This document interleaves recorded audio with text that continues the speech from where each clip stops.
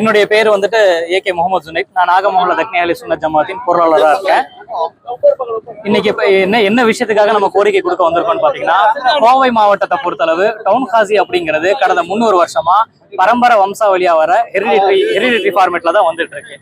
அந்த வகையில மாமன்னர் ஹைதர் அலி காலத்திலிருந்து கடைசியா கடந்த 2000வது வருஷம் வரைக்கும் ஹாஷிம் மௌலவி சாப் அப்படிங்கிறவர் தான் டவுன் ஹாசியா இருந்திருக்காரு.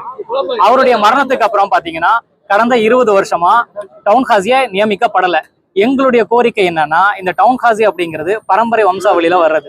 உருது பேசுகின்ற தக்னி முஸ்லிம்கள் மூலமா தான் டவுன் ஹாசி நியமனம் பண்ணணும் அப்படிங்கிறத எங்களுடைய கோரிக்கை. இதுல 2 விஷயம் இருக்கு. இது மத சம்பந்தப்பட்ட விஷயங்கள் மட்டுமே இல்ல.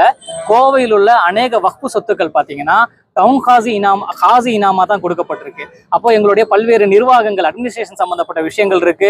அதே மாதிரி பல்வேறு சிவில் வழக்குகள் வந்துட்டு நீதிமன்றங்கள்ல இருக்கு. இதெல்லாமே தீர்க்கப்படணும்னா எங்களுக்கு டவுன் ஹாசி நியமனம் அப்படிங்கிறது கண்டிப்பா அவசியமான தேவையான ஒன்று. மத சம்பந்தப்பட்ட விஷயங்களுக்கும் எங்களுக்கு டவுன் ஹாசி தேவை, எங்களுடைய வக்ஃபு சொத்துக்களை மீட்டெடுக்கிறதுக்கும் எங்களுக்கு டவுன் ஹாசி தேவை. இந்த 2 அடிப்படையிலையும் எங்களுக்கு டவுன் ஹாசி நியமனம் அப்படிங்கிறது தேவை.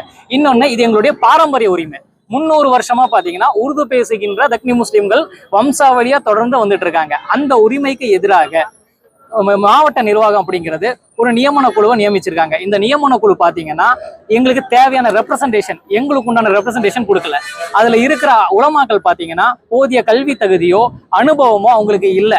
அதாவது என்னன்னா, இன்டர்வியூ பண்ண அதாவது டவுன் ஹாசிக்கு விண்ணப்பம் செஞ்ச நபர்களை விட அவங்களுக்கு தேர்வு செஞ்ச உலமாக்களுடைய அனுபவம் பாத்தீங்கன்னா கம்மி.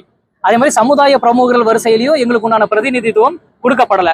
ஒட்டுமொத்தமா தக்னி சமுதாயத்தையே புறக்கணிச்சுட்டு இந்த நியமனத்தை அவசரமாக மாவட்ட நிர்வாகம் நடத்தி இருக்கு. இதுக்கு பின்னாடி ஏதாவது ஒரு சதி இருக்குமோ அப்படிங்கிறது எங்களுடைய சந்தேகமும் இருக்கு. எங்களுடைய நியாயமான கோரிக்கைக்கும் உரிமைக்காகவும் எதிராக காசி நியமிக்கப்பட்டால் எங்களுடைய போராட்டங்கள்ல பல்வேறு கட்டங்களா நாங்க முன்னெடுப்போம். கருப்புக்குடி ஆர்ப்பாட்டத்திலிருந்து உண்ணாவிரதம் போராட்டம் சொல்லி கோயம்புத்தூர் டிஸ்ட்ரிக்ட்ல ஆரம்பிச்சு தமிழகம் முழுக்க எங்களுடைய போராட்டங்களை முன்னெடுப்போம்.